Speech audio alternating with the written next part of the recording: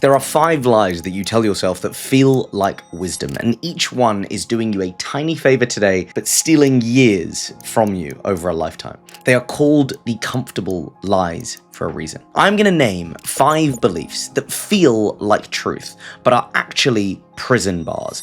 Each one offers temporary comfort at best at the cost of permanent agency. Most people, including most high performers that I coach, cling to these because they make life feel way easier in the moment, while quietly making it harder over time. By the end of this video, you will be able to spot which ones you're running, and you will have the antidote for each. This isn't comfortable to watch, but it is necessary if you want to stop lying to yourself about why you're stuck. After coaching thousands of people, I can tell you this with confidence: everyone has a favorite lie. One story that they keep returning to that makes being stuck feel acceptable. Nobody chooses these on purpose. They're not lies in the malicious sense. They are comfortable ones. They are beliefs that are going to hand you relief now and then bill you for it later. The problem is they work. In the short term, they make you feel way better. They remove any responsibility. They reduce the anxiety that you feel, and more importantly, they give you permission to stay exactly where you are. But over time, they steal your life. The first lie is what I call the externalization of responsibility. Your circumstances are someone else's fault. Your parents, your boss, your spouse, the economy, the government, society, someone else or something else is responsible for where you are. And this lie feels good because it removes the burden of ownership. It's not your fault. You don't have to do anything about it.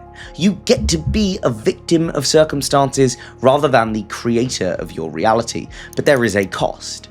If you're not responsible for your problems, you're also not capable of solving them. You have handed away your power to change anything. The antidote to this is radical responsibility. The antidote is choosing to take ownership of everything in your life, even the things that weren't originally your fault.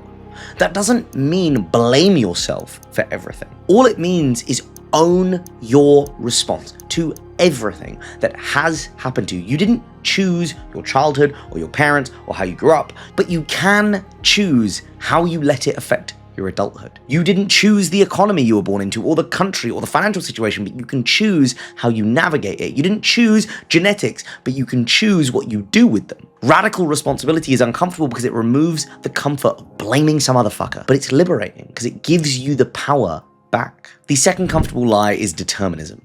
You are how you are and you can't change. I'm not a numbers person. I'm the operator, not the visionary. I'm just not good at sales. I'm not the person who leads. All of these lies feel good because it removes any pressure on you to grow in any meaningful sense. If you're fixed, if your personality and your capabilities are set in stone, then you're off the hook.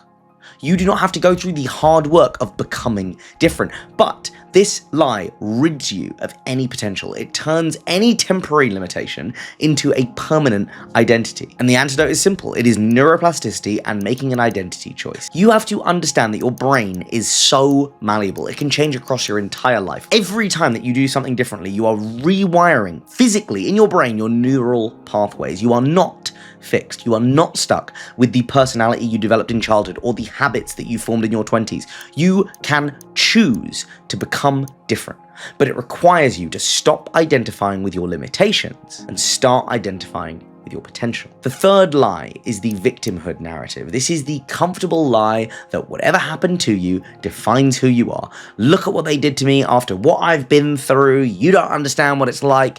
This lie feels good, and you hear it day in, day out because it generates sympathy. And whatever current struggles you're going through, it excuses them all. If you've been hurt, if you've been wronged, if you've been traumatized, then people will understand why you're not performing at the potential that you could. I had a client who built a 7-figure agency and their business partner betrayed them and they walked out with half a client list. But 2 years later, you are still telling that story. He was telling it in sales calls, in team meetings, in every session with me. The betrayal, yeah, fair enough, it was real, right? But he turned it into his identity as the guy who got burned. And as long as that was who he was, he couldn't build anything new, because building requires trust. And the day that he stopped leading with that as a part of who he was, or rather the whole story about who he was, the business started growing again. That is the cost of this. It was going to keep you stuck in your past and defined by all the wounds that you've picked up rather than all the possibilities. You have to separate the experience from the identity. Just because something happened to you does not make that who you are. You are not only that. Yes, you were hurt. Yes, you may have been wronged. Yes, you've probably gone through trauma. Those are facts. You have experienced them, but they are not facts about your identity. You can acknowledge what happened without letting it define what's possible for you going forward. You don't need to minimize the pain that you've gone through or pretend that it doesn't matter. All it means is you refuse to let your past dictate your future. The fourth lie is problem conflation. Everything is broken all at once. My whole life is a mess. Nothing is working. I don't even know where to start. All of these are lies that feel good because it justifies your inaction. If everything is broken, if the problems are too big, too tangled together, then you can't be expected to fix anything. The overwhelm becomes a license for your paralysis. But this lie costs you everything. It costs you the progress. It turns manageable problems into insurmountable obstacles. The antidote is specificity. Instead of saying everything is broken, ask very specifically what needs to be addressed first. Most of the time, when you break everything down into component parts, you realize that actually maybe there are 3 or 4 real problems and they're not actually all that interconnected, and you can actually solve them one by one. So you pick one and you fix it, and you pick the next one. So there is a legend, right, called the Gordian knot, and it illustrates this perfectly. Everyone tried to untie an impossibly complex knot until Alexander the Great came along and sliced it down the middle with his sword. Sometimes the solution isn't to work within the complexity, it is to cut straight through it. The final lie is a dependency on specialists. You need someone else to fix you. Another coach, another therapist, another guru, a program, system, something external is going to hold the answer that you need. And this feels good because it removes any burden of self-reliance. Someone else, the expert that you just haven't met yet, has the answer. You don't have to figure it out by yourself. You get to outsource responsibility for your own growth. But this lie costs you internal authority. It keeps you dependent on external validation and external solutions, which as a coach seems like an odd thing to say. The antidote is actually recognizing that while external support can be valuable, the ultimate power of choice always resides within you. No coach can make your choices for you. No therapist can feel your feelings for you. And no guru is going to be able to live your life so that you end up like theirs, right? You are the only person who can change you. Everything else is tools or perspectives or support, whatever, but you are the one that has to do the work. The interesting thing here is if you notice the pattern underneath all 5, each one is going to offer you some kind of temporary comfort at the cost of removing any permanent agency that you have.